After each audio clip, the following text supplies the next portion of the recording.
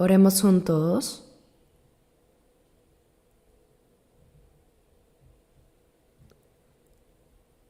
Nuestro Dios Padre Santo y misericordioso que nos amas. Vivíamos en pecado apartados de ti, pero tuviste compasión y amor por nosotros. El Señor Jesús recibió el juicio y la maldición que nosotros merecíamos recibir, y por la preciosa sangre que derramó, limpió nuestros pecados para siempre, para que ya no recibamos más el juicio y la maldición por ellos. Gracias por salvarnos sin ningún mérito nuestro, por hacernos hijos de Dios y por darnos la gloriosa esperanza de entrar en el reino eterno de Dios. Te damos gracias, Padre, por toda tu gracia. Te honramos y te alabamos. En esta hora nosotros, los redimidos por tu preciosa sangre, estamos reunidos delante de ti para alabar la gran gracia y el amor de Dios, para aprender tu palabra y tener comunión en la congregación de los santos salvos. Creemos que ahora también estás entre nosotros. Nosotros todavía somos muy débiles, Señor, y este mundo se llena cada día más de pecado, y no sabemos qué pasará incluso en el día. Con nuestras propias fuerzas no podemos vencer este mundo. Por eso, Señor, sostén nuestro corazón con tu gracia y tu palabra. Renuévanos y fortalécenos cada día a través de tu palabra, para que vivamos el resto de nuestras vidas sin vergüenza, como corresponde a los hijos de Dios, para tu santa voluntad y tu gloria. Acompaña con tu gracia a todos los hermanos que no han podido asistir el día de hoy. Creemos que tú protegerás a todas nuestras iglesias en todo el mundo que están predicando el Evangelio incluso en medio de las dificultades. Te pedimos que estés con todos nosotros para que se cumpla más grandemente la obra de la salvación que tú anhelas en estos últimos tiempos. Señor, que nos das la palabra necesaria siempre en cada momento oportuno y nos enseñas el camino a seguir, en esta hora también te pedimos que nos ayudes a entender bien la palabra y la santa voluntad que deseas revelarnos. Todo esto hemos orado en el nombre de nuestro Señor Jesucristo. Amén. Bien, busquemos la Biblia. Primera de Juan. Primera de Juan.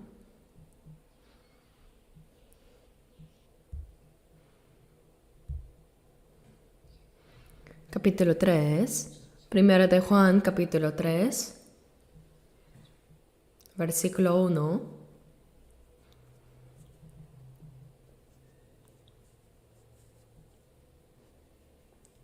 Primera de Juan 3:1. Leamos juntos un solo versículo. Leamos.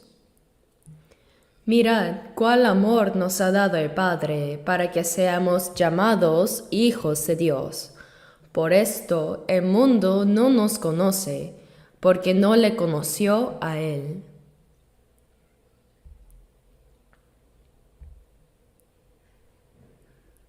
Seguimos aprendiendo continuamente los domingos por la mañana bajo el tema La vida que permanece en el Señor. Jesús dijo en San Juan 15, 3-4, «Ya vosotros estáis limpios por la palabra que os he hablado.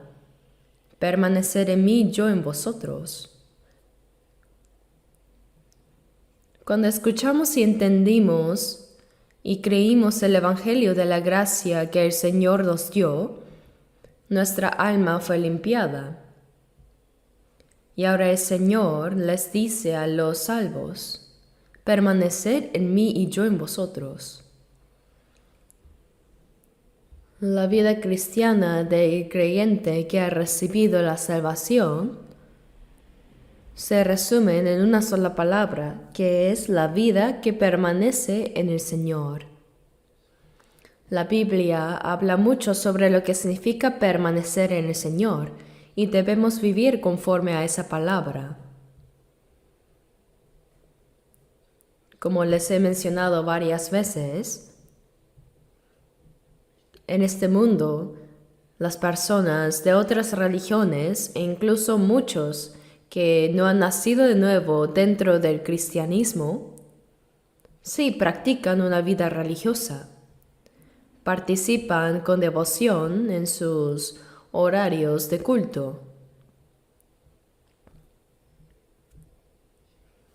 Ellos también cantan himnos, recitan versículos, hacen ofrendas y servicios.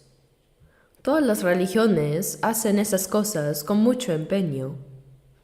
Y por hacerlas bien, algunos piensan que tienen una buena fe y hasta se sienten satisfechos.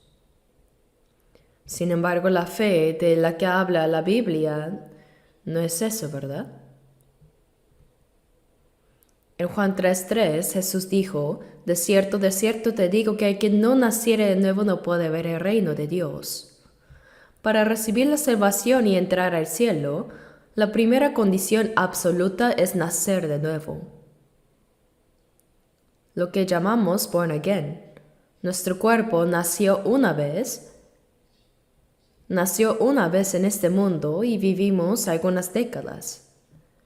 Pero si queremos entrar en el reino de Dios y vivir eternamente con Él, debemos nacer otra vez. Pero esta vez por el Espíritu. Nacer una vez por la carne y una vez más por el Espíritu. Eso es nacer de nuevo. Y quien ha nacido de nuevo sabe cómo sucedió. Sabe exactamente cuándo, cómo y qué verdad entendió y creyó para renacer. Y además puede explicarlo. Esto es porque es algo completamente claro y seguro. Yo mismo viví más de 10 años con mucho celo como cristiano. No faltaba a los cultos del domingo.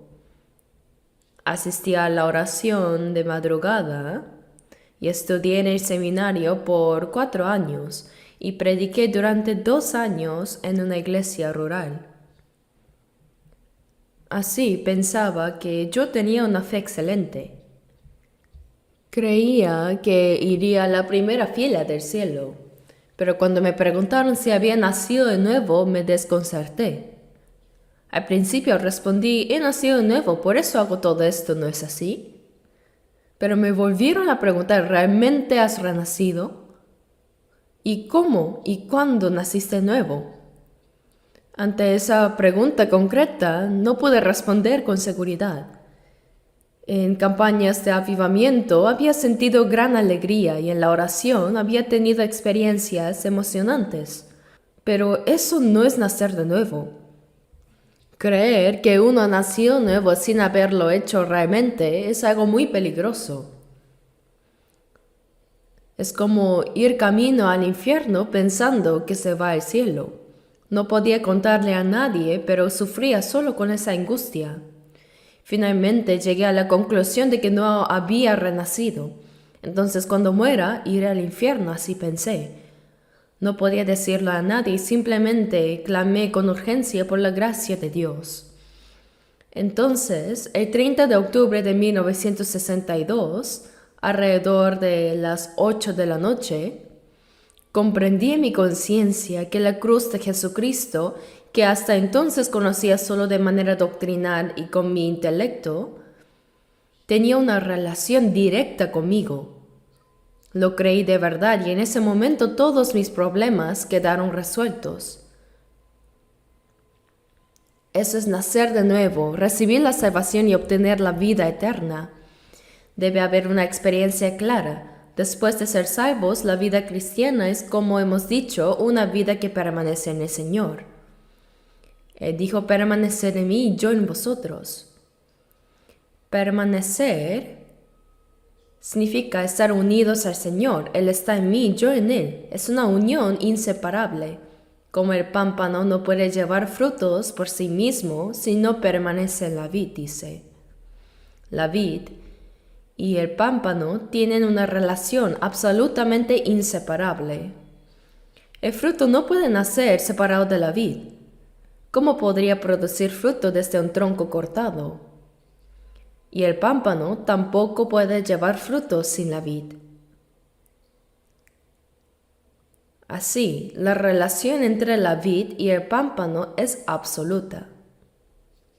El Señor lo explicó así. Por tanto, la vida que permanece en el Señor es tan importante. Cuando recibimos la salvación, estamos en el Señor. Debemos saber que estamos en Él y seguir aprendiendo en la palabra qué significa vivir en el Señor. Debemos vivir cada día con la certeza de que estamos unidos al Señor y aprender concretamente qué es permanecer en el Señor según la palabra y vivir conforme a ella. No es una vida religiosa vaga. Si no tenemos cuidado, uno puede engañarse a sí mismo. Es verdad.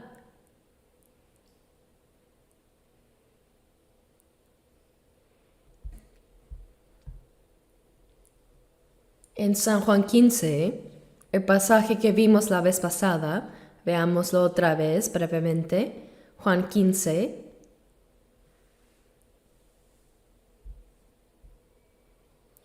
Juan 15, leamos los versículos 9 y 10. 9 y 10. Como el Padre me ha amado, así también yo os he amado. Permaneced en mi amor. Si guardaréis mis mandamientos, permaneceréis en mi amor. Así como yo he guardado los mandamientos de mi Padre y permanezco en su amor. Permanecer en el Señor significa permanecer en la gracia de Dios, en su palabra, bajo su protección y su gobierno, en el Espíritu Santo. Y en el pasaje que acabamos de leer dice: como el Padre me ha amado, así también yo os he amado, permaneced en mi amor. ¿Cuánto habrá amado Dios Padre a su Hijo unigénito?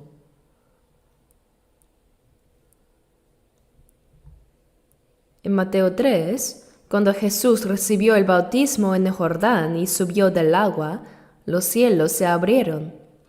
El Espíritu Santo descendió sobre él como paloma, y se oyó la voz de Dios diciendo: Este es mi Hijo amado en quien tengo complacencia.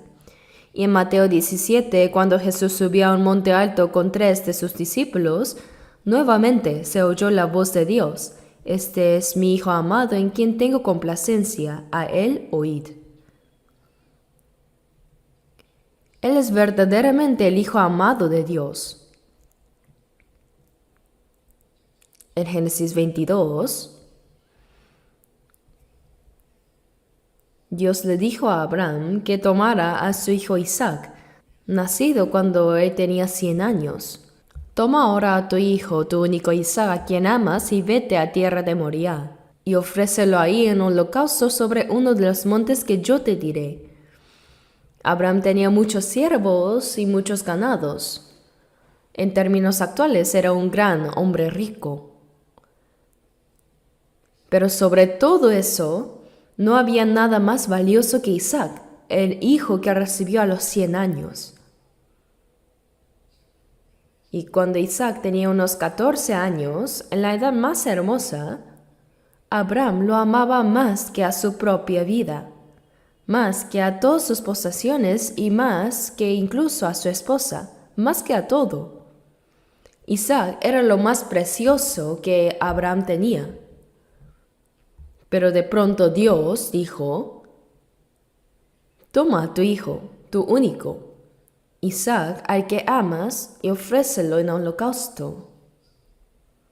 Abraham había ofrecido animales en sacrificio a Dios antes, pero esta vez Dios le dijo que ofreciera a su propio hijo Isaac.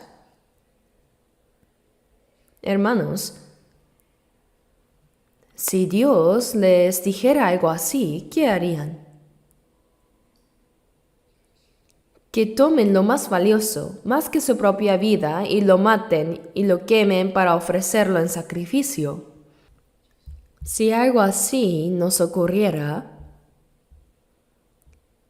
quizá diríamos, Señor, ¿de verdad eres Dios? ¿No dijiste que harías mi descendencia como las estrellas del cielo y como la arena del mar por medio de Isaac? Y ahora dices que lo entregue, que lo mate. Señor, esto no tiene sentido, yo no puedo hacer eso. Claro que alguien podría responder así, pero Abraham no dijo ninguna otra cosa y respondió sí. No podía conversar esto con su esposa, habría sido un problema muy grande. Así que muy temprano en la mañana dijo, vámonos al monte Moriah. Tomó a Isaac y llevó también a 2 siervos y caminaron 3 días hasta llegar al monte Moriah.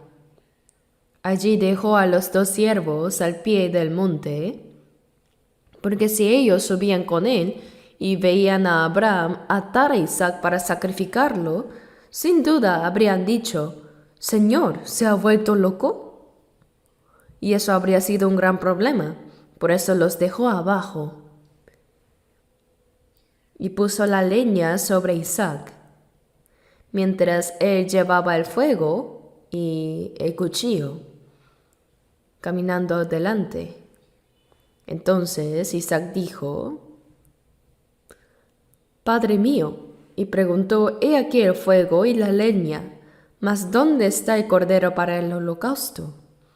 Antes siempre habían llevado un cordero cuando ofrecían sacrificio a Dios, pero esta vez no había ninguno. ¿Cómo habrá sentido Abraham al escuchar esa pregunta? ¿Podía decirle, tú eres el cordero? Así que respondió, Dios se proveerá de cordero. Luego subieron al monte Moriah, levantaron un altar, y Abraham le dijo a Isaac, Hijo, esta vez Dios me ha mandado ofrecer lo más precioso, tú como holocausto. E Isaac también obedeció.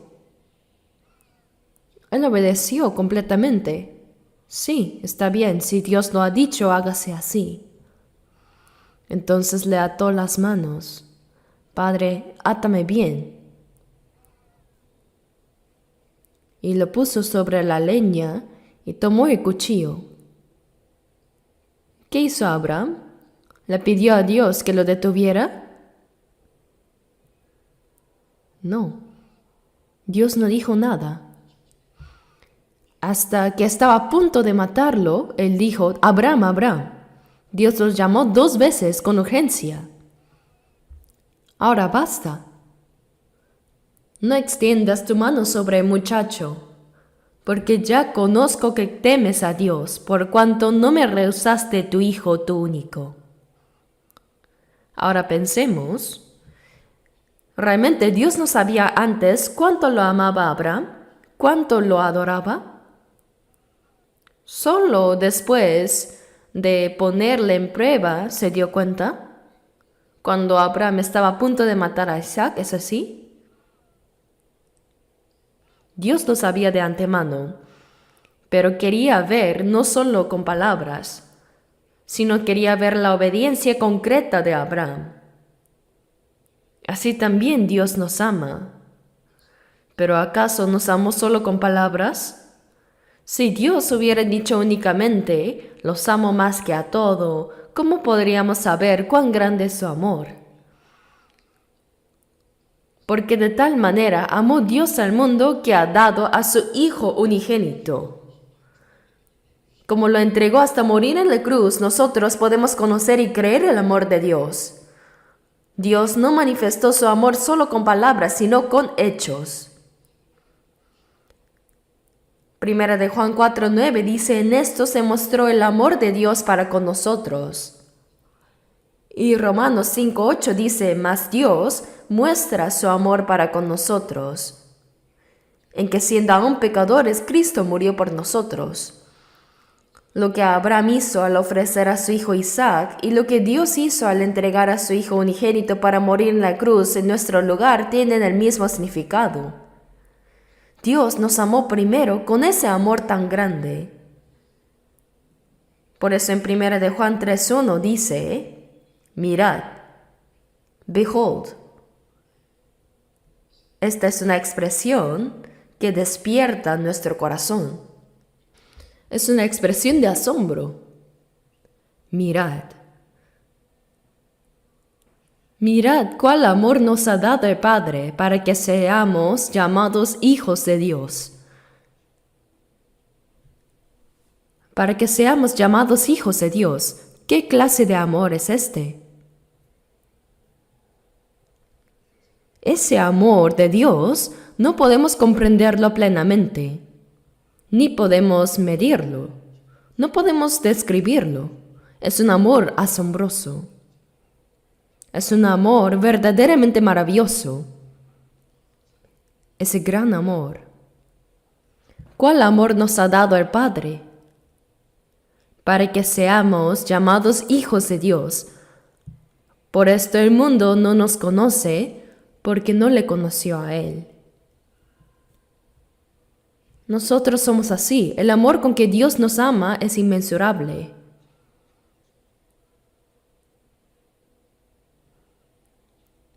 Más alto que los cielos y más profundo que los mares es el amor de Dios, tan extenso como los océanos. Así es el amor de Dios.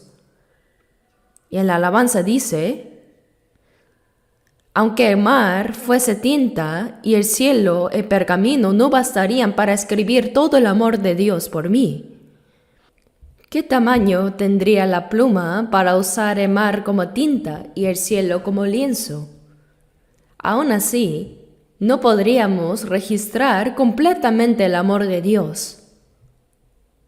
No es una exageración, es verdad. ¿Cómo podríamos expresar con palabras ese amor tan maravilloso y sorprendente? Con ese amor,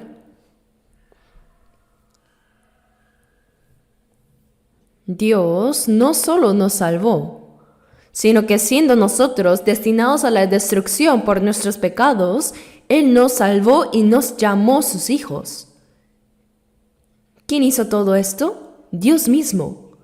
Colosenses 1:21 dice, y a vosotros también que erais en otro tiempo extraños y enemigos en vuestra mente haciendo malas obras.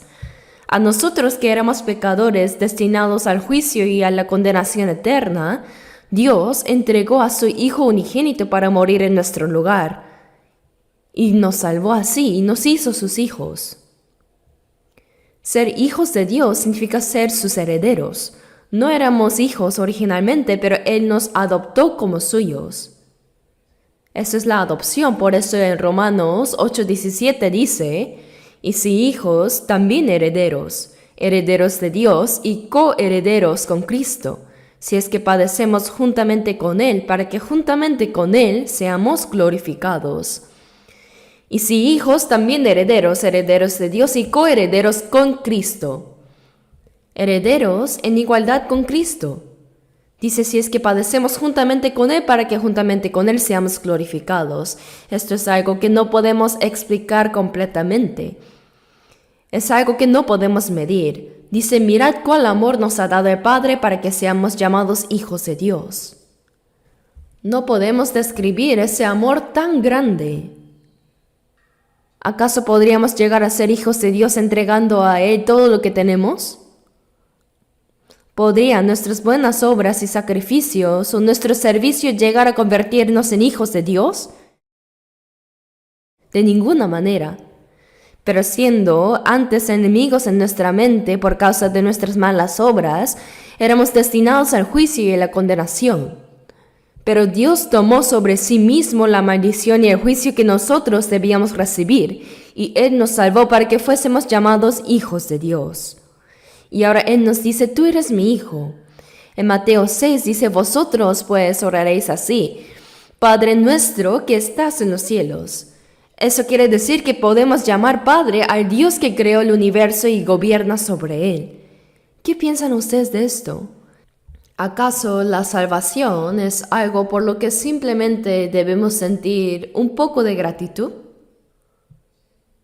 El Dios Santo que creó y gobierna el universo entero entregó a su Hijo unigénito para resolver nuestros pecados. Él nos salvó y también nos hizo hijos de Dios. Mirad cuál amor nos ha dado el Padre para que seamos llamados hijos de Dios. Por esto el mundo no nos conoce. Esta palabra es verdad. En San Juan 15:9 Jesús dijo: Como el Padre me ha amado, así también yo os he amado, permaneced en mi amor. ¿Cuánto ama el Padre a su Hijo unigénito? Como el Padre me ha amado, dice: Así también yo os he amado, permaneced en mi amor.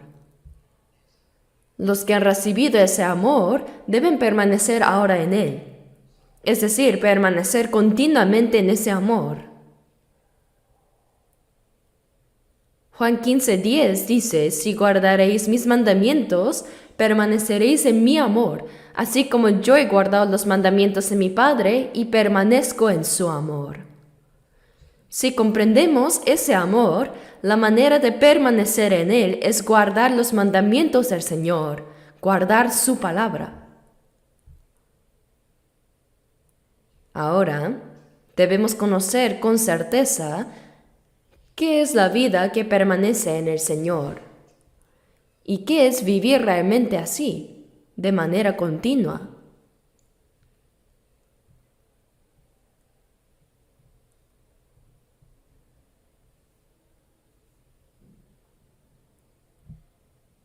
En Romanos 5:5 dice lo siguiente.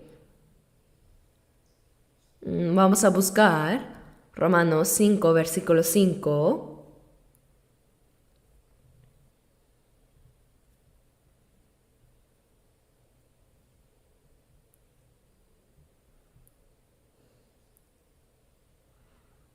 Romanos 5:5. Leamos juntos. Y la esperanza no avergüenza, porque el amor de Dios ha sido derramado en nuestros corazones por el Espíritu Santo que nos fue dado. ¿Qué esperanza? La esperanza gloriosa de haber llegado a ser hijos de Dios. Porque ser hijos de Dios significa entrar en el reino de Dios y vivir eternamente con Él en gloria. Es recibir la gloria juntamente con Cristo.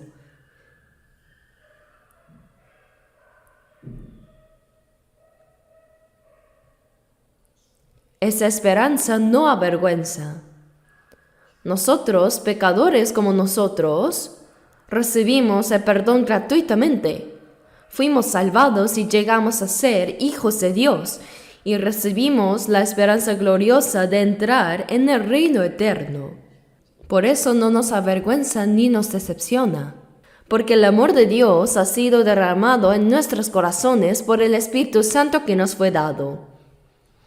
El Espíritu Santo nos hizo comprender la gracia de Dios, nos llevó a creerla y derramó en nuestros corazones el amor de Dios como agua que se vierte. El amor de Dios. Cuando fuimos salvos y comprendimos la gracia de Dios, el Espíritu Santo derramó el amor de Dios dentro de nosotros. Por eso en los salvos mora el Espíritu Santo, y el Espíritu es quien ha derramado el amor de Dios en nuestro interior. Busquemos Romanos 5:8, leamos juntos. Mas Dios muestra su amor para con nosotros en que siendo aún pecadores, Cristo murió por nosotros. Dice siendo aún pecadores. Cuando estábamos, como dice Colosenses 1:21, extraños y enemigos en vuestra mala mente haciendo malas obras, Cristo murió por nosotros. Él tomó en lugar nuestro la maldición y el juicio que debíamos recibir. Él es igual al Dios creador, Él es santo y glorioso, pero se hizo un hombre como nosotros. Nació en carne, en el seno de una virgen. Jesús nació en un establo en Belén. Y así vivió 30 años como hijo de un carpintero pobre. Dios se hizo hombre y vivió como nosotros. En un hogar muy humilde, durante 3 años y medio, llamó a discípulos pobres e ignorantes, recorrió con ellos, anunció la palabra de Dios y sufrió toda clase de padecimientos, ¿verdad? Y finalmente recibió la sentencia de muerte como el más vil pecador. Él soportó toda vergüenza y dolor y por último fue crucificado. Todo eso fue porque Él tomó en nuestro lugar toda la maldición y el juicio que nosotros debíamos recibir. Jesús dijo en Juan 10:18, nadie me quita la vida, sino que yo de mí mismo la pongo. ¿Por qué vino Jesús al mundo? Porque Dios, hecho como un hombre, vino para morir en lugar de todos, llevando el eterno sacrificio por los pecados. Y luego al tercer día resucitó, y durante 40 días mostró que estaba vivo, y delante de muchos él ascendió al cielo desde el monte de los olivos. Y prometió volver cuando el Evangelio fuese predicado en todo el mundo. Y ahora, por el Espíritu Santo, Él nos hace comprender la gracia de Dios y ha derramado su amor en nuestros corazones. Dice, siendo aún pecadores, cuando estábamos, como dice Colosenses 1:21, extraños y enemigos, Él nos dio ese amor y nos concedió ser llamados hijos de Dios.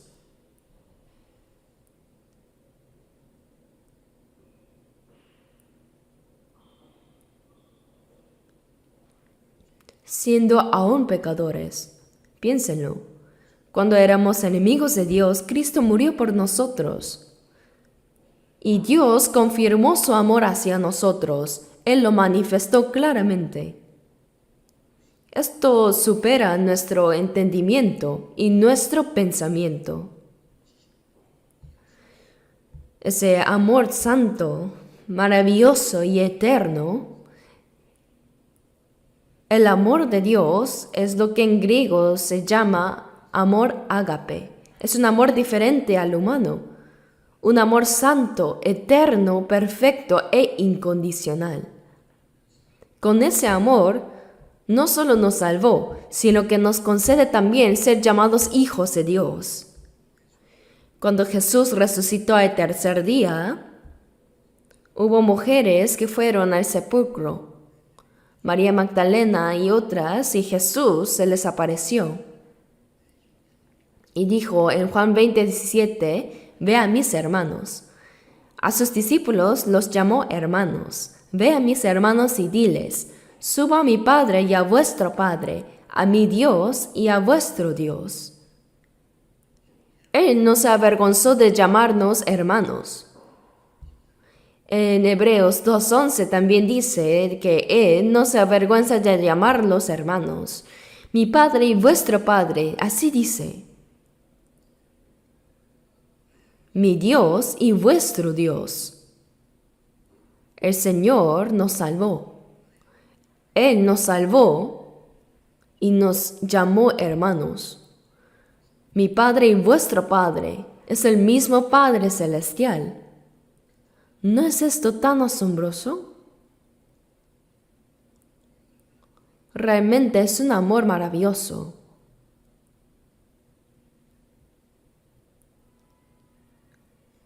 Leamos juntos 1 de Juan 4, versículos 11 y 12. 1 de Juan 4, Versículos 11 y 12.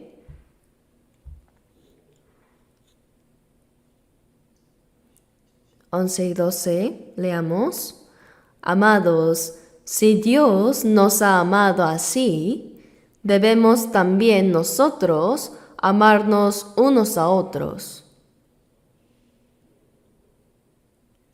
Vamos a leer una vez más.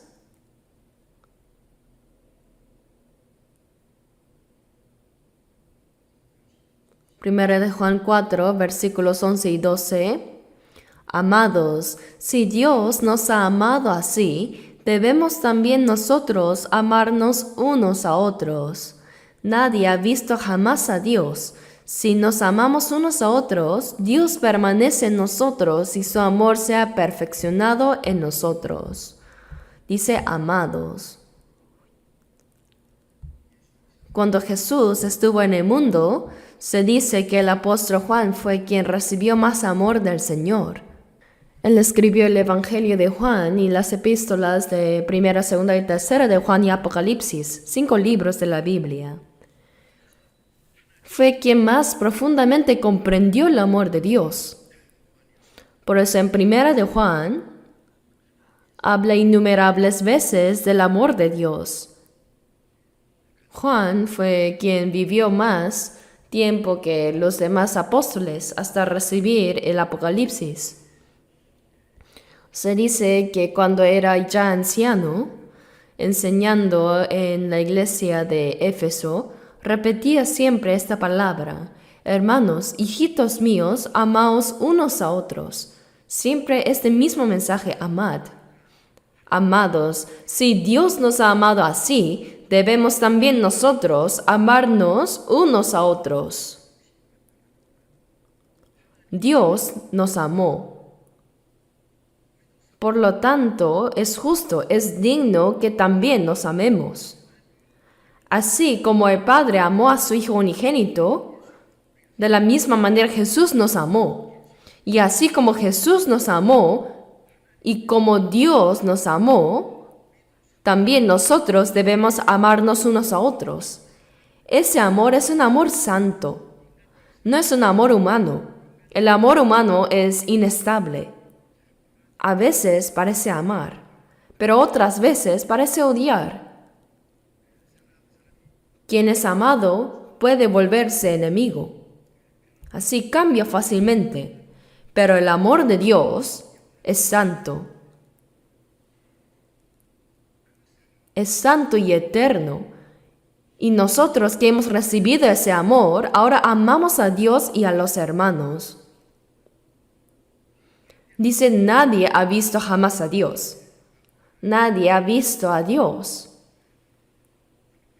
Juan 1:18 dice, a Dios nadie le vio jamás. El unigénito Hijo que está en el seno del Padre, Él le ha dado a conocer. Jesús es la manifestación del Dios invisible en forma humana. Por eso dijo a sus discípulos en Juan 14:9, el que me ha visto a mí ha visto al Padre. ¿Cómo pues dices tú, muéstranos el Padre? Jesús es la encarnación del amor de Dios. Dios se manifestó en forma de hombre, pero la apariencia de Dios nunca se mostró directamente al ser humano. Por eso dice, nadie ha visto jamás a Dios. Si nos amamos unos a otros, Dios permanece en nosotros, dice. Entonces, ¿dónde está Dios? Si nos amamos unos a otros, Dios permanece en nosotros y su amor se ha perfeccionado en nosotros. Cuando nos amamos, Dios está presente en medio de nosotros. ¿No es esto asombroso? La condición es si nos amamos unos a otros. Ese amor entre los salvos es la unidad en el Espíritu Santo. Y allí, en medio de ellos, está el Señor. Y Dios también está con ellos. Dios está con quienes han comprendido su amor y se aman unos a otros. Es una promesa maravillosa. Dios permanece en nosotros. Y dice, su amor se ha perfeccionado en nosotros. La congregación de los santos existe para manifestar el amor de Dios. Su amor se ha perfeccionado en nosotros, dice. Cuando los creyentes se aman como el Señor nos amó, como miembros de un solo cuerpo, entonces el amor de Dios se perfecciona en nosotros. Su amor se completa en nosotros. Ahora busquemos Primera de Juan 4:16. Leamos juntos. 4:16. Y nosotros hemos conocido y creído el amor que Dios tiene para con nosotros. Dios es amor y el que permanece en amor permanece en Dios y Dios en él. Dice, y nosotros hemos conocido y creído el amor que Dios tiene para con nosotros. Creer en Jesús es creer en el amor de Dios, ¿verdad? Conocimos y creímos el amor con que Dios nos amó.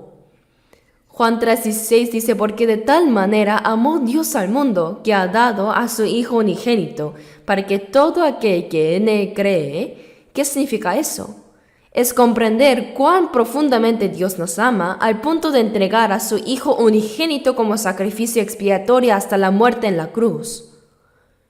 Dice, hemos conocido y creído el amor que Dios tiene para con nosotros. Dios es amor. No significa que Dios tiene mucho amor, sino que Dios es la misma fuente del amor. God is love. Dios es el amor mismo, amor eterno, perfecto, santo, absoluto e incondicional. Ese amor de Dios es algo que las palabras humanas no pueden describir por completo. El que permanece en amor permanece en Dios y Dios en él. El que permanece en el amor de Dios, esa persona permanece en Dios y Dios en él.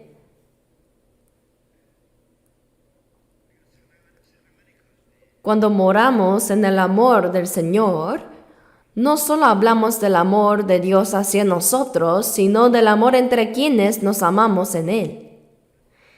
Allí, en medio de ese amor, el Señor está presente. Nadie ha visto jamás a Dios. Si nos amamos unos a otros, Dios está ahí. Y ese amor se va cumpliendo en nosotros, haciéndose realidad en nuestra vida y corazón. Dios permanece dentro de nosotros. Él está entre quienes se aman. ¿Dónde está Dios? ¿Solo dentro de la iglesia? ¿Solo en las buenas obras que hacemos? No. Dios está presente entre aquellos que han comprendido su amor y se aman unos a otros. ¿No es sorprendente eso? Por esa razón debemos amar. Este amor no es humano, es el amor santo recibido de Dios por quienes han comprendido su gracia. Nosotros amamos con el amor santo que recibimos de Dios. Y el Señor dijo que habita entre nosotros. Es una relación íntima con Dios. Es una relación de vida, una comunión con Él.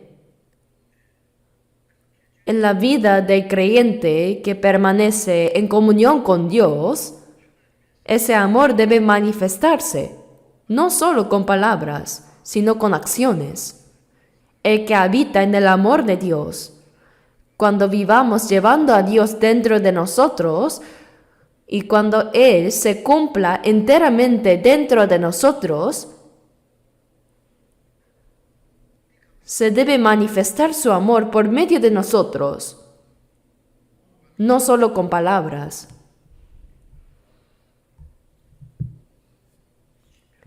En el Salmo 18:1 vemos que David orando dice, Te amo, oh Jehová, fortaleza mía. Oh Dios, que eres mi vida, mi gozo y mi eterna esperanza, yo te amo, está diciendo esto.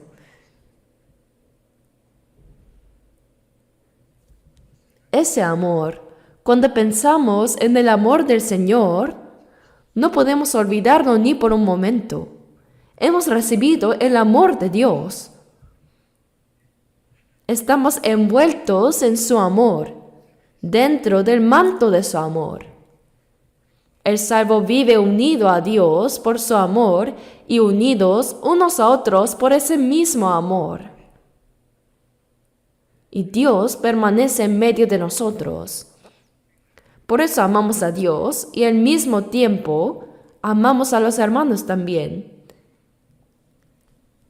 Jesús dijo: como el Padre me ha amado, así también yo os he amado. Y así como el Señor nos amó, nosotros nos amamos unos a otros. Esto no es un amor condicionado. El amor de Dios es incondicional, santo, perfecto, eterno e inmutable.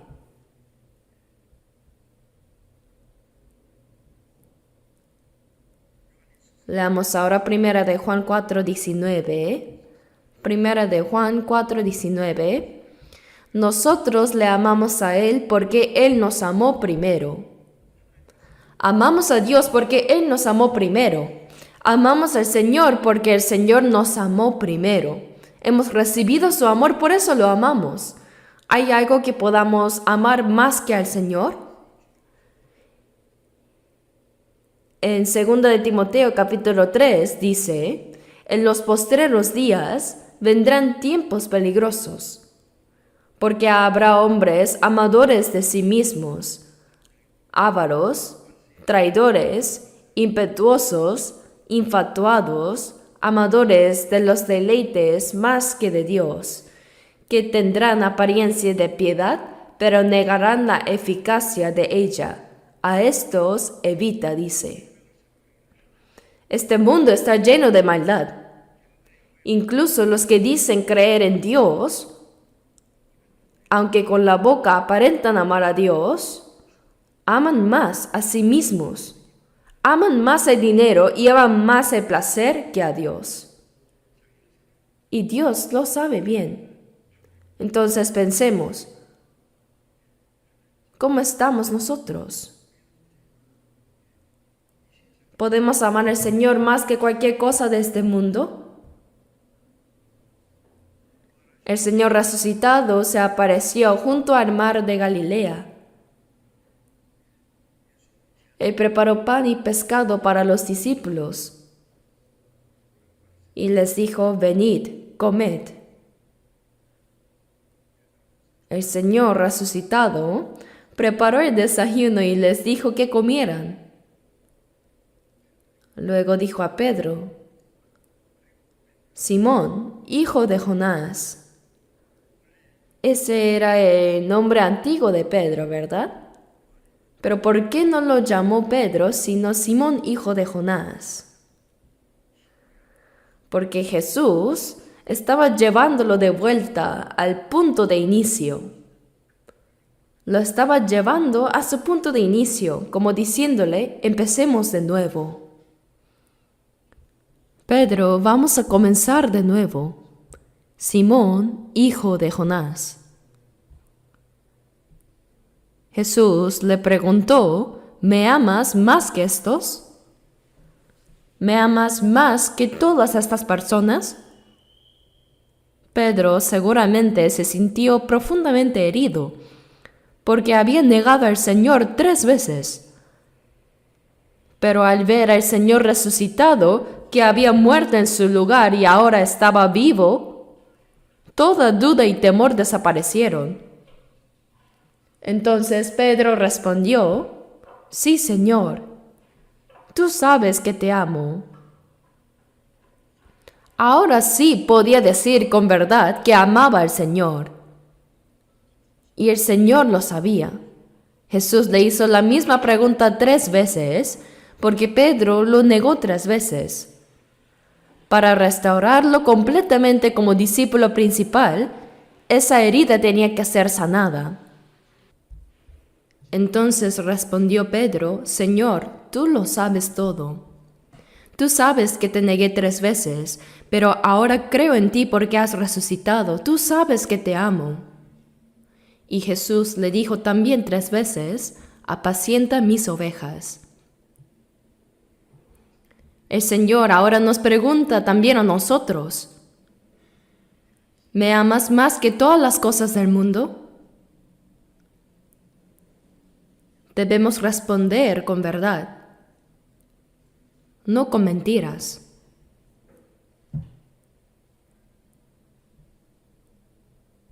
Leamos 1 de Juan 4, versículos 20 y 21. 20 y 21, leamos.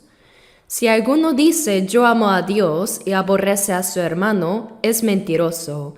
Pues el que no ama a su hermano a quien ha visto, ¿cómo puede amar a Dios a quien no ha visto? Y nosotros tenemos este mandamiento de él: el que ama a Dios, ame también a su hermano. Si alguien dice que ama a Dios pero odia a su hermano, entonces es un mentiroso. Decir que ama a Dios solo con los labios mientras odia a su hermano, eso es mentira. El que no ama al hermano que ve, no puede amar a Dios a quien no ve. Dice, pues, el que no ama a su hermano a quien ha visto, ¿cómo puede amar a Dios a quien no ha visto? De verdad, es imposible que uno ame al Dios invisible sin amar a sus hermanos que puede ver. Y este mandamiento lo recibimos del Señor. En San Juan 13, versículos 34 y 5, Él dijo: un mandamiento nuevo os doy, que os améis unos a otros como yo os he amado. En esto conocerán todos que sois mis discípulos, si tuviereis amor los unos con los otros.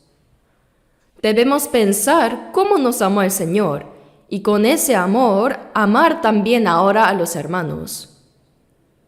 Cuando los hermanos se aman de verdad, como el Señor los amó, y sirven unidos con un mismo corazón, los incrédulos verán eso y dirán: ellos sí son verdaderos discípulos de Cristo.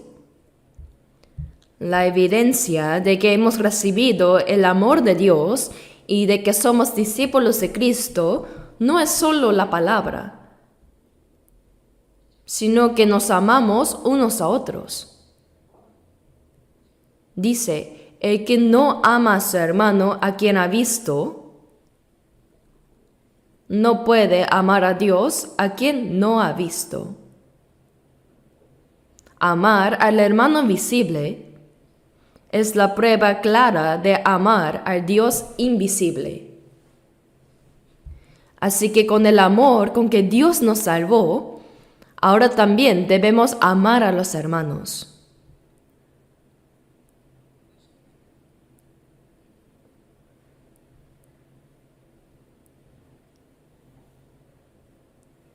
Recordemos siempre de que amar a los hermanos es igual que amar a Dios. El que no ama a su hermano a quien visto, no puede amar a Dios a quien no ha visto.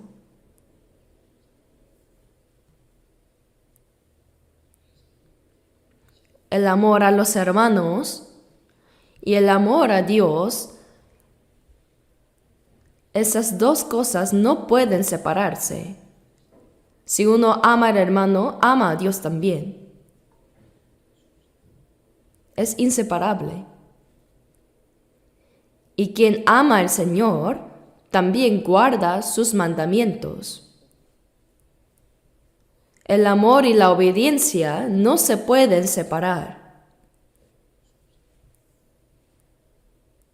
Si decimos que amamos, pero no obedecemos su palabra, también es mentira.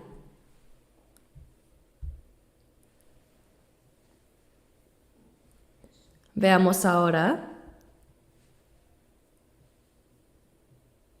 Primera de Juan 2, versículo 5. Primera de Juan 2, 5. Leamos juntos.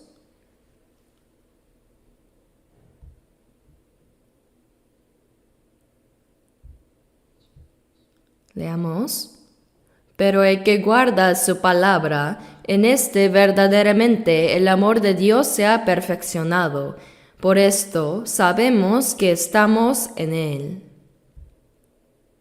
El que guarda su palabra, en este verdaderamente el amor de Dios se ha perfeccionado.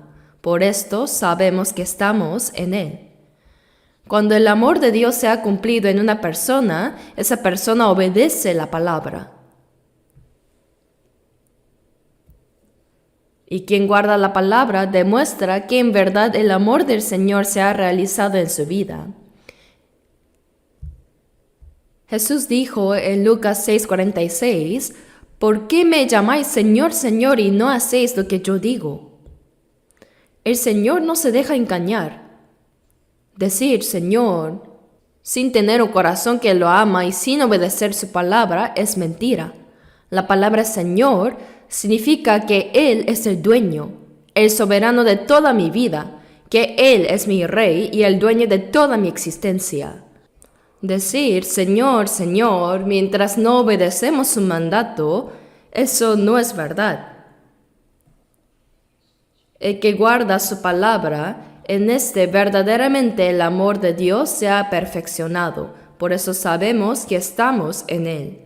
Obedecer la palabra de Dios porque comprendimos su amor y lo amamos. Esa es la evidencia clara de que estamos en Cristo. Ahora leamos 1 de Juan 2:6. El que dice que permanece en Él debe andar como Él anduvo. El que dice que permanece en Él.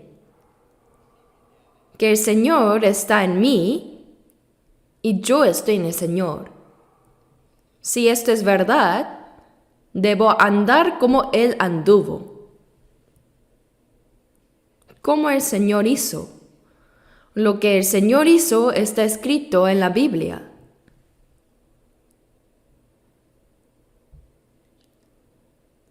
Si el Señor está en mí, entonces Él obrará en mí, ¿verdad? Debemos andar como Él anduvo entonces.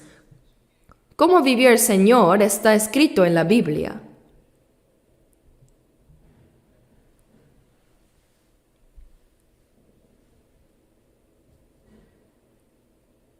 En 1 de Juan 5:3 dice, pues este es el amor a Dios, que guardemos sus mandamientos.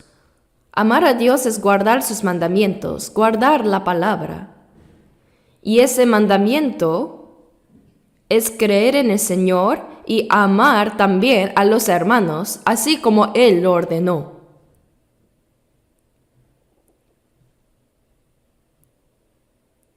En la ley vemos que todo se resume en el amor de Dios.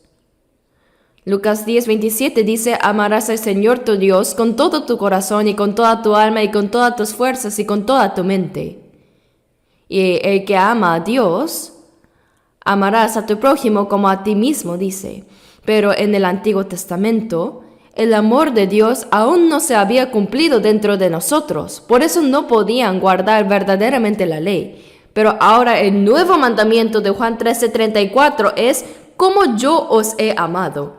El Señor murió por nosotros y ya derramó su sangre para salvarnos. Por esa razón debemos amar ahora a otros con ese amor. Amar al Señor y a los hermanos con el amor con que amamos al Señor. En Proverbios 3:6 dice, reconócelo en todos tus caminos y Él enderezará tus veredas. Reconocerlo en todos los caminos significa involucrar al Señor en cada asunto, consultar al Señor, recibir su aprobación. Ante cualquier situación debemos pensar, si el Señor estuviera físicamente aquí, ¿qué haría Él? El Señor está aquí realmente, aunque no lo veamos. Entonces, ¿qué haría el Señor en esto? Si no sabemos, hay que orar y aprender la palabra, porque ahí está la respuesta. Reconócelo en todos tus caminos. Significa involucrar a Dios, consultarlo, y Él enderezará tus veredas. Por eso, el que dice que permanece en Él, debe andar como Él anduvo. En Juan 1:14 dice, y aquel verbo fue hecho carne y habitó entre nosotros. El verbo, la palabra que es Dios, vino en carne. La vida de Jesús fue el cumplimiento perfecto de la palabra de Dios. Y nosotros que tenemos la palabra de Dios cumplida en nuestro interior, debemos vivir de manera que la palabra se cumpla en nuestra vida. A medida que nuestra fe crece, cada vez más viviremos conforme a la palabra de Dios. Salmo 119, versículo 105 dice, lámpara es a mis pies tu palabra y lumbrera a mi camino. No podemos vivir separados de la palabra, hay que avanzar paso a paso conforme a la palabra del Señor. Su palabra preciosa nos muestra el camino y nuestra fe. La palabra nos enseña el camino por el cual debemos andar. No debemos vivir según nuestro propio parecer apartados de ella. Vivamos o muramos, debemos vivir según la voluntad y la palabra del Señor. Ahora busquemos Primera de Juan capítulo 2, versículos 9 y 10. Primera de Juan 2, versículos 9 y 10. El que dice que está en la luz y aborrece a su hermano, está todavía en tinieblas. El que ama a su hermano permanece en la luz, y en él no hay tropiezo.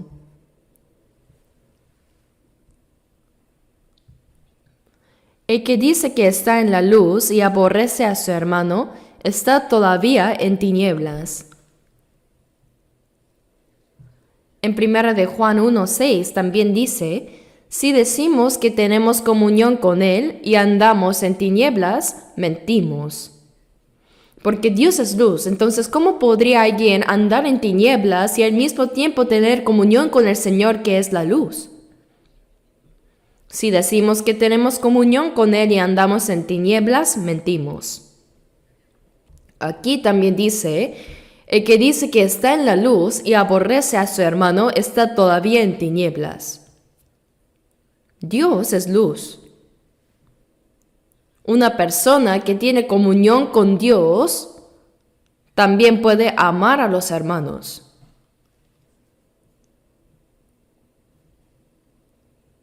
Por eso dice, el que ama a su hermano permanece en la luz y en él no hay tropiezo.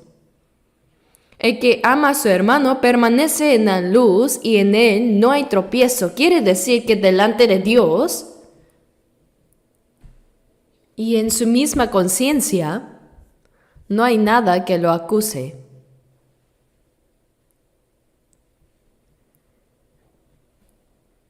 Ahora, 1 de Juan 2:11 dice, pero el que aborrece a su hermano está en tinieblas y anda en tinieblas, y no sabe a dónde va porque las tinieblas le han cegado los ojos. Pero el que aborrece a su hermano está en tinieblas. Ahora, lo más importante en nuestra vida cristiana es esto. Somos personas que hemos recibido el amor del Señor. Entendimos el amor del Señor y por la fe recibimos la salvación. Nosotros amamos al Señor que nos salvó. Dios nos amó primero. Por eso también amamos a Dios. Cristo me ama, bien lo sé, dice la alabanza, ¿verdad? El Señor que descendió para salvarme y murió en la cruz por mí, ahora vive en mí. Yo amo al Señor, Él está en mí.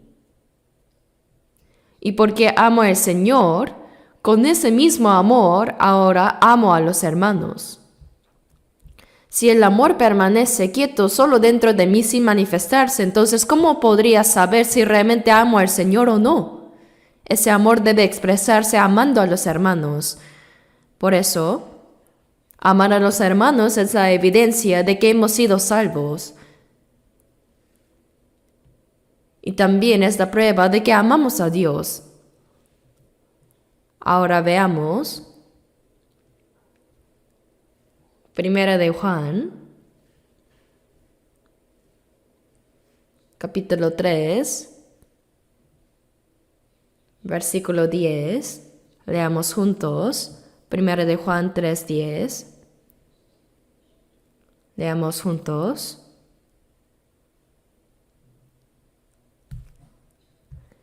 En esto se manifiestan los hijos de Dios y los hijos del diablo. Todo aquel que no hace justicia y que no ama a su hermano no es de Dios. En esto se manifiestan los hijos de Dios y los hijos del diablo. Aquí de repente se distingue entre los hijos de Dios y del diablo. Dice todo aquel que no hace justicia y que no ama a su hermano. Justicia significa obedecer la palabra de Dios. Y dice, todo aquel que no hace justicia y que no ama a su hermano no es de Dios. Y si no pertenece a Dios, ¿a quién pertenece? Al diablo. Aquellos que pertenecen a Dios llegan a parecerse cada vez más a Él. En Mateo 5:48 Jesús dijo, «Sed pues vosotros perfectos, como vuestro Padre que está en los cielos es perfecto». Dios es santo y perfecto. ¿Cómo podría una persona llegar a ser tan perfecto como Dios? Pero cuando un padre es excelente, le dice a su hijo, ¿acaso ojalá te parezcas a mí aunque sea la mitad así? No, le dice, quiero que tú seas como yo. Así el apóstol Pablo también dijo en 1 Corintios 11:1, sed imitadores de mí, así como yo de Cristo. Pablo imitaba a Cristo. Es decir, como ser humano vivió como Jesús. Y en Gálatas 6:17 dice, porque yo traigo en mi cuerpo las marcas del Señor Jesús. La imagen del Señor se reflejaba en Pablo. Las marcas del sufrimiento de Cristo aparecían en Pablo. Él dijo en Gálatas 2:20, ya no vivo yo, mas vive Cristo en mí. Cuando una persona salva crece espiritualmente, va pareciéndose cada vez más al Señor. Debemos imitar más a Dios. O nos parecemos a Dios o nos parecemos al diablo. Los que no han nacido de nuevo, en su forma de pensar y en su forma de hablar y actuar, se van pareciendo más al diablo. Algunos parecen justos por fuera, pero dentro tienen otra cosa. Dice, en esto se manifiestan los hijos de Dios y los hijos del diablo. Se hace evidente, todo aquel que no hace justicia y que no ama a su hermano no es de Dios. El que no hace la voluntad de Dios y no ama a los hermanos no pertenece a Dios. Y el que no es de Dios, ¿de quién es? Del diablo. Ahora el versículo 11, 1 de Juan 3:11. Porque este es el mensaje que habéis oído desde el principio, que nos amemos unos a otros. Amar a Dios y amar a los hermanos conforme a su mandamiento es pertenecer a Dios. Aquí es donde se distinguen los hijos de Dios y los del diablo.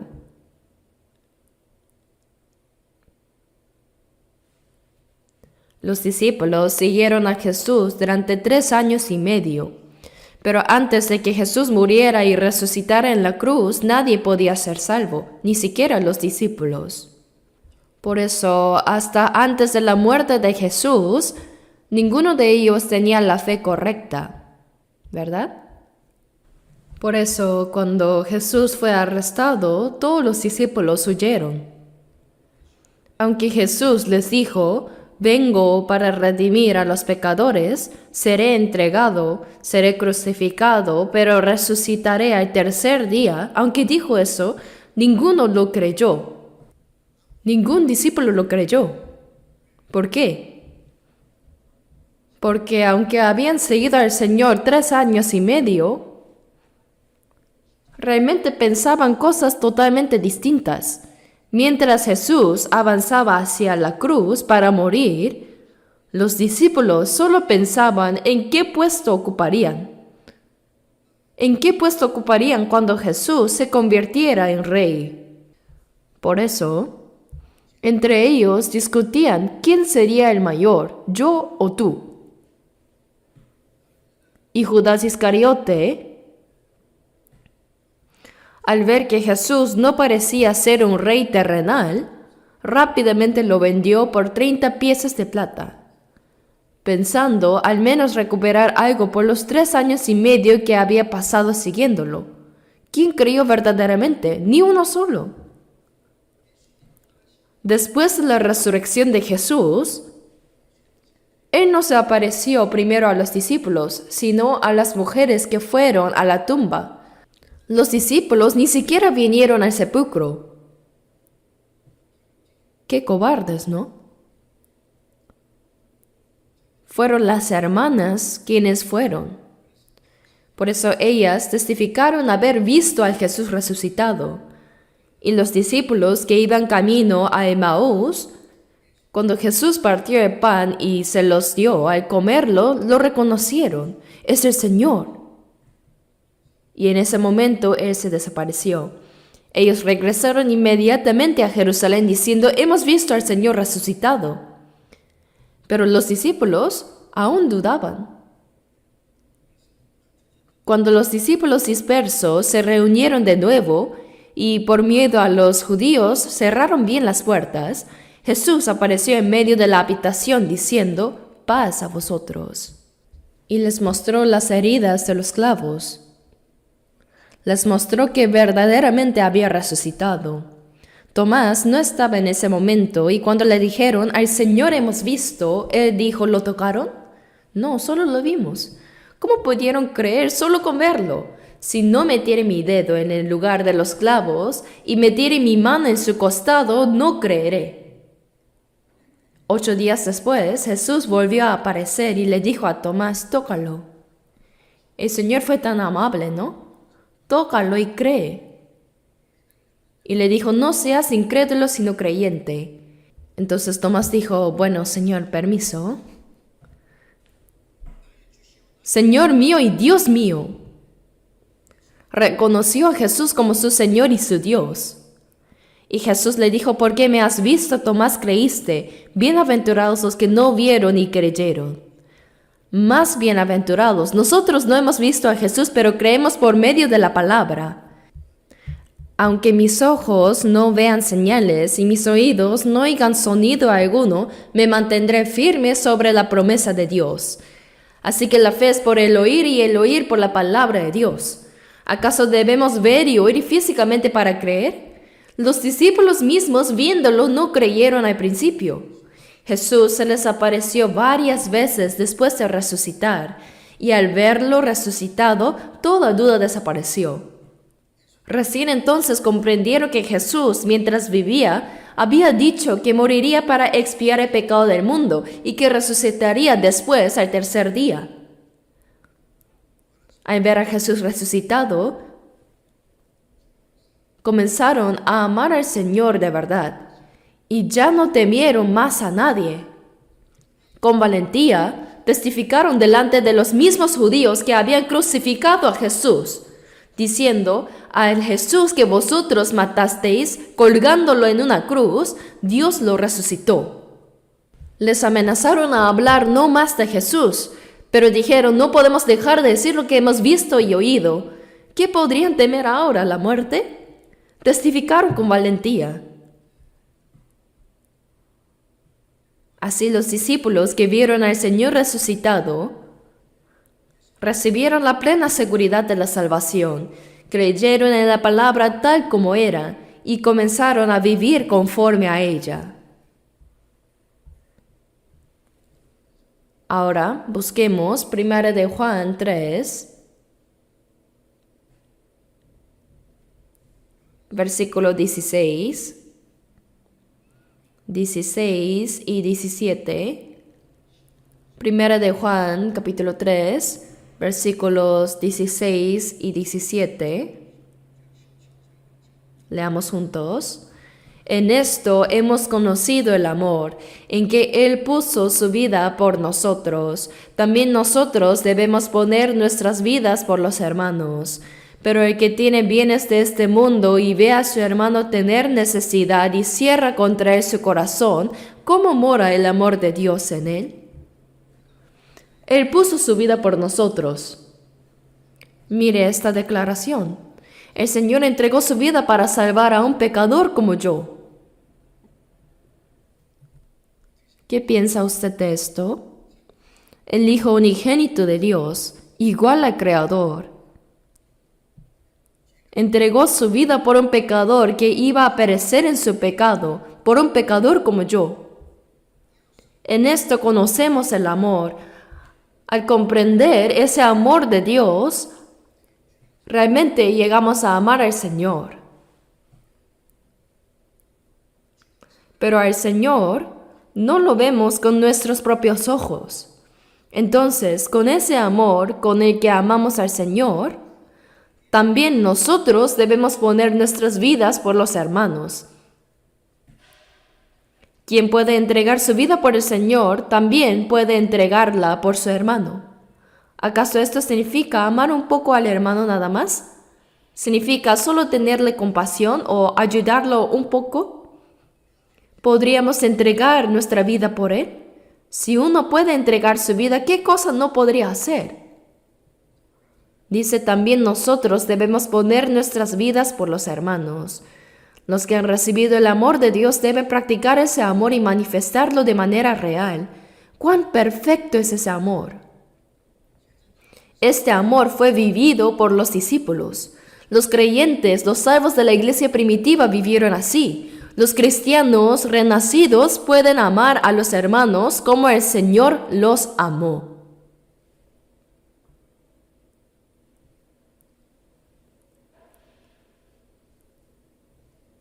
Leamos 1 de Juan 3, versículo 14. Nosotros sabemos que hemos pasado de muerte a vida, en que amamos a los hermanos. El que no ama a su hermano permanece en muerte. Nosotros sabemos que hemos pasado de muerte a vida, en que amamos a los hermanos. Dice, hemos pasado de la muerte a la vida. En Juan 5:24 dice, de cierto os digo, el que oye mi palabra y crea el que me envió tiene vida eterna y no vendrá a condenación, mas ha pasado de muerte a vida. El destino del pecador cambió del infierno al cielo. Hemos pasado de la muerte a la vida. Dice, el que no ama a su hermano permanece en muerte. El que no ama sigue estando en muerte. Hermanos, cuán preciosos son nuestros hermanos en la fe.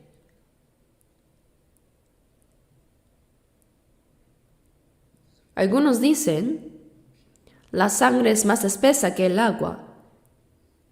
Es natural que los hermanos de la misma sangre, que han recibido la misma vida de sus padres, se ayuden y se amen cuando tienen dificultades. Es cierto, la sangre es más espesa que el agua. Pero el Espíritu Santo, la vida de Dios, es incomparablemente más preciosa y espesa que la sangre.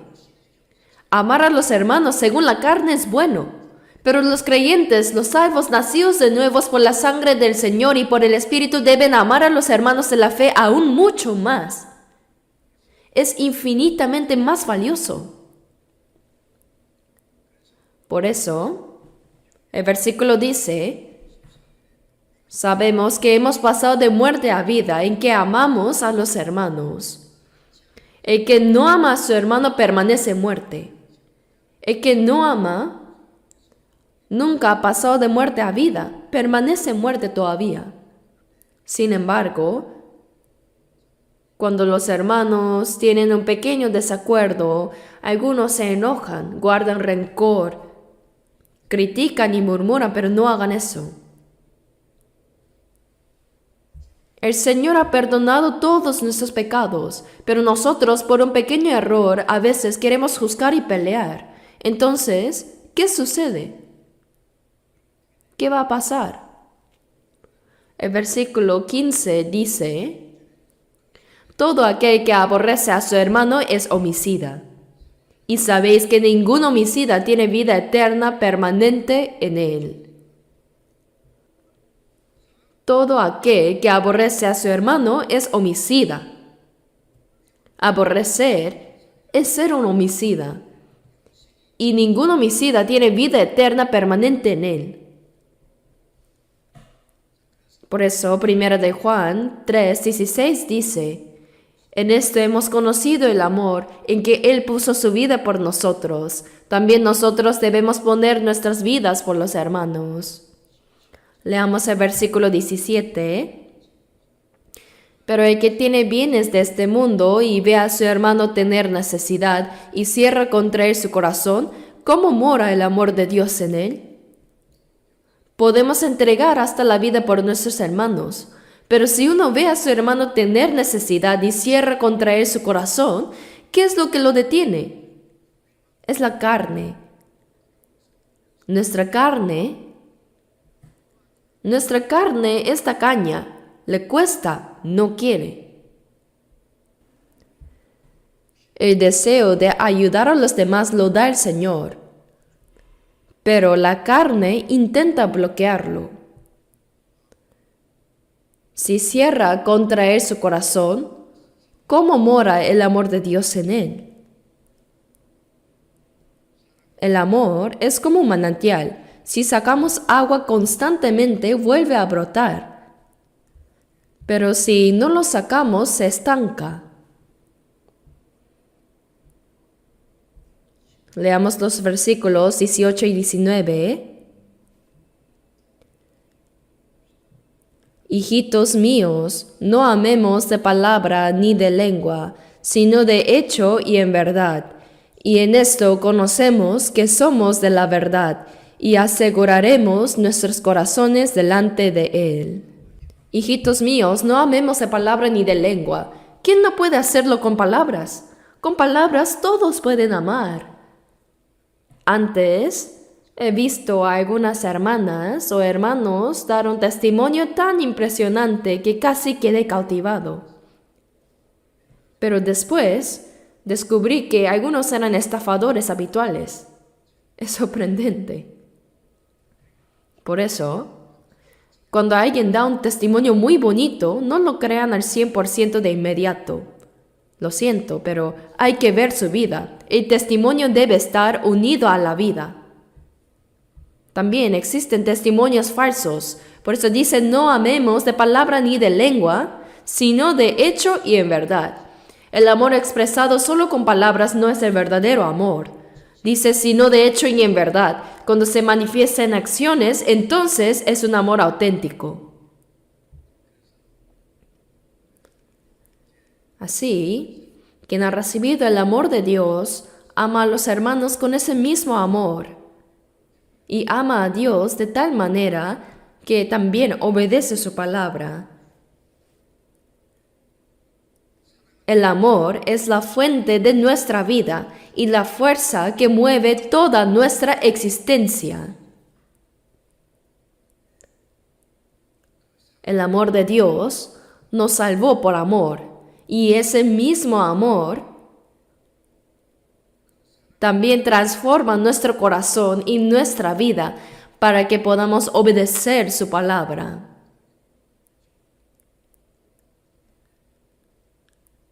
Por eso, permanecer en el Señor es permanecer en su amor. En nuestra vida diaria debemos obedecer su palabra, amar al Señor, amar a los hermanos y vivir en obediencia para que por medio de nuestra vida se vea realmente que permanecemos a Dios y que somos de la verdad. Oremos juntos. Nuestro Dios Padre misericordioso que nos amas, aun cuando no te conocíamos, tú nos has amado primero.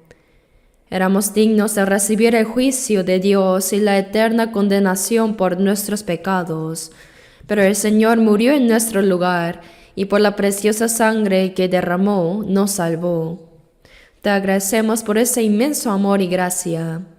Ahora, como tú has dicho, amamos al Señor quien nos salvó y queremos obedecer la palabra de Dios y también amar a los hermanos así como te amamos a ti.